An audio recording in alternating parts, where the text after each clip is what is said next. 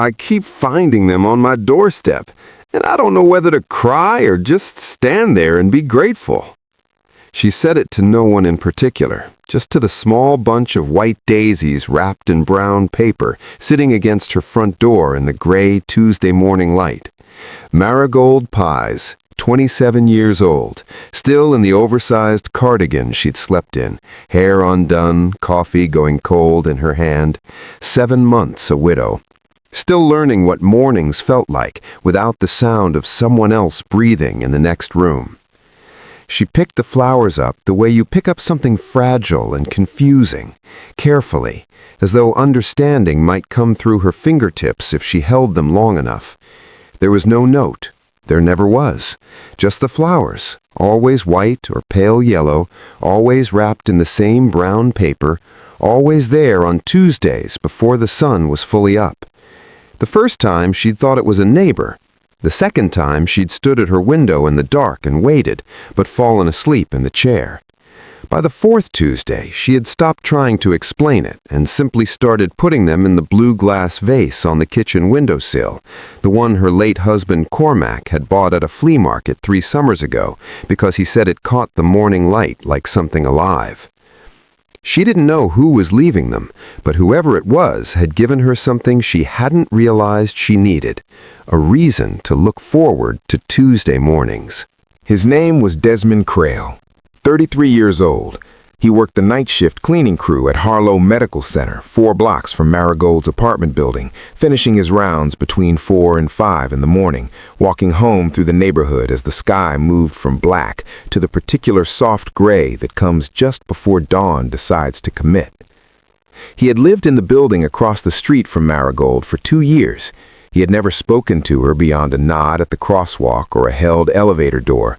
But 7 months ago, on a cold Wednesday morning, he had seen her sitting on the front steps of her building at 5 a.m. in a black dress, shoes still on, not crying, which was somehow harder to witness than tears, just sitting, present in the world, but absent from it in the particular way grief makes people.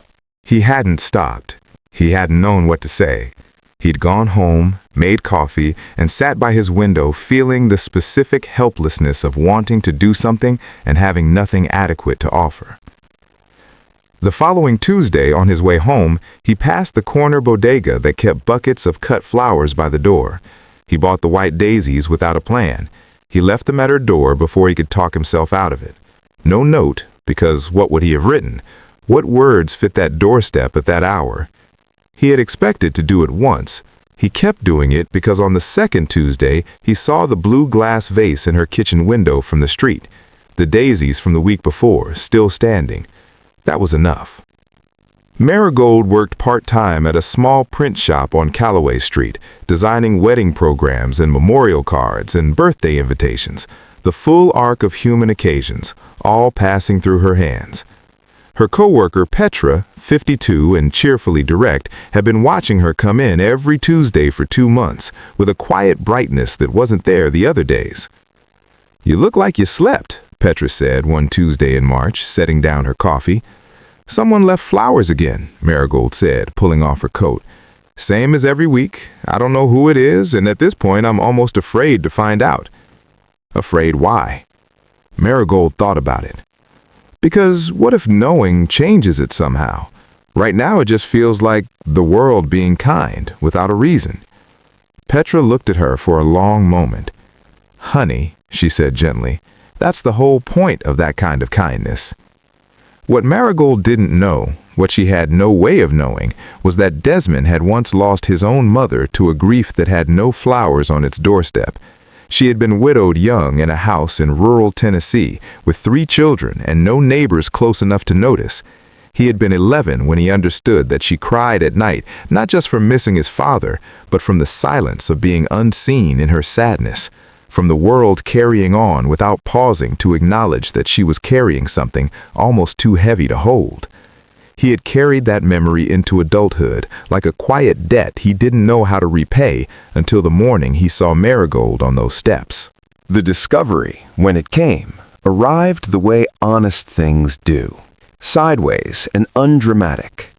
In April, the bodega's owner, Mr. Tafoya, mentioned to his regular Tuesday morning customer, Marigold, who had started stopping in for coffee after noticing the flower buckets, that the young man from across the street always came in just before closing to pick up the white ones.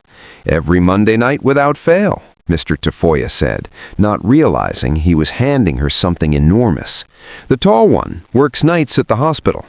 She stood very still for a moment. Tall, works nights, across the street. She went home. She stood at her kitchen window and looked at the building opposite. She looked at the blue glass vase catching the morning light. She thought about 7 months of Tuesday mornings that had each carried, tucked inside them, the quiet insistence of someone saying, "You are not invisible in your grief." She left a note on her own doorstep that Monday night, weighted with a small stone. It said only, "I know it's you. Thank you feels too small. Could we have coffee sometime?" The following Tuesday, she found the flowers, and beneath them a folded piece of paper. Inside, in careful handwriting, Tuesday morning, 10 o'clock. The corner place with the green awning. I'll be the one who's been running out of things to say for 7 months. She laughed. It was the first real laugh in a long time. It moved through her like something unlocking. They met on a Tuesday because, of course, it was a Tuesday. He was already there when she arrived, sitting with 2 coffees and the expression of a man who has rehearsed a conversation so many times it has ceased to make any sense. "I didn't mean to make it strange," he said before she'd sat down fully.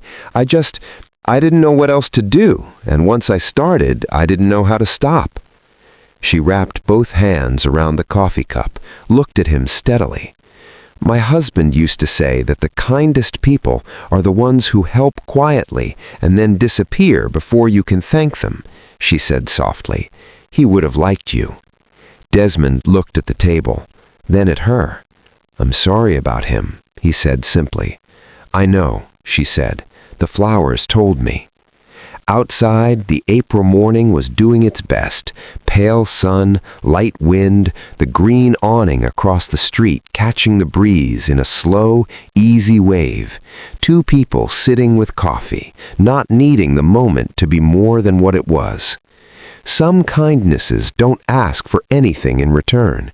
They just keep showing up every Tuesday until the person receiving them remembers that the world is still paying attention. Leave the flowers. Don't wait to be asked. Someone out there is standing at their window, wondering if anyone sees them, and your small, quiet kindness might be the only answer they get. If this story touched your heart, please like, share, subscribe, and comment. Let's spread more stories of kindness and hope together.